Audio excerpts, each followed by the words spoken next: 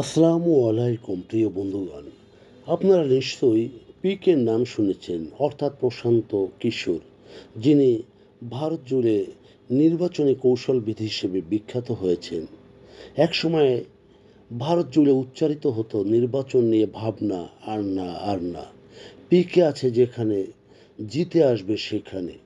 প্রশান্ত কিশোর নির্বাচনী কৌশলবিদ বা কনসালটেন্ট।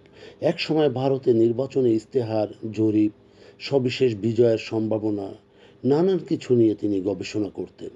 সম্প্রতি তিনি দল করেছেন, তবে তার গবেষণালব্ধ সাফল্যের সাথে তার দলের অনেকটা বেমিল দেখা যায়। হয়তো আবারও ফিরতে পারেন তার সেই নির্বাচনী কৌশলবিদের পেশায়। আর পাক ভারত উপমহাদেশে এখন রয়েছে নির্বাচনী আবহাওয়া। এমনকি 2025 সালে মিয়ানমারে নির্বাচন হতে চলেছে। হয়তো ইচ্ছা করলে সেখানকার কেউ তার সাথে যোগাযোগ করতে পারেন এই প্রখ্যাত নির্বাচনী কৌশলবিদ পিকের সাথে। তবে সাম্প্রতিক সময়ে পিকের যে প্রশান্ত কিশোরের যে তৎপরতা তা সম্পর্কে কিছু শুনুন। নির্বাচনী কৌশলবিদ পিকে অর্থাৎ প্রশান্ত কিশোরের দল জনসুরাজ পার্টি, এবং তিনি সেই জনসুরাজ পার্টির প্রতিষ্ঠাতা, যিনি তার সভাপতিও। এরই মধ্যেই তিনি আবার তামিল টিভির ভেতি কাগাউমের উপদেষ্টা পদ থেকে অব্যাহতি নিয়েছেন।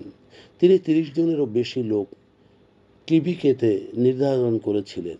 সম্প্রতি তাদের কাজ ছেড়ে দিয়েছেন। তার দলের আরও কয়েকজন ভয়েস অব কমন্সে কাজ করছেন। টিভিকে আদব অর্জুন পরিচালিত একটি পরামর্শ সংস্থা এবং আন্দোলনমুখী সংস্থা। এই বছরই টিভিকের প্রথম বার্ষিকীতে উদযাপনের সময় মন যে ভাগ করে নেওয়ার সময় পিকে বলেছিলেন তিনি শুধুমাত্র একজন অভিনেতার শুভ আকাঙ্ক্ষী হিসাবে এখানে এসেছেন। বিজয়ের কৌশল নিয়ে কারো সাহায্যের প্রয়োজন নেই। তিনি কেবল একজন রাজনৈতিক নেতা নন, তিনি তামিলনাড়ুর জন্য নূতন আশা। টিভিকে লক্ষ লক্ষ লোকের একটি আন্দোলন, যারা তামিলনাড়ুতে একটি নতুন রাজনৈতিক ব্যবস্থা দেখতে চান। এই দল এবং বিজয় পরিবর্তনের প্রতিফলন ঘটায়। প্রশান্ত কিশোর পিকে এই কথা সেদিন বলেছিলেন।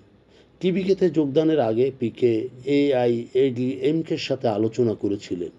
তিনি দুটি ঘোড়ায় সওয়ার হয়েছিলেন এবং ইপিএস তাকে দরজা দেখিয়েছিল।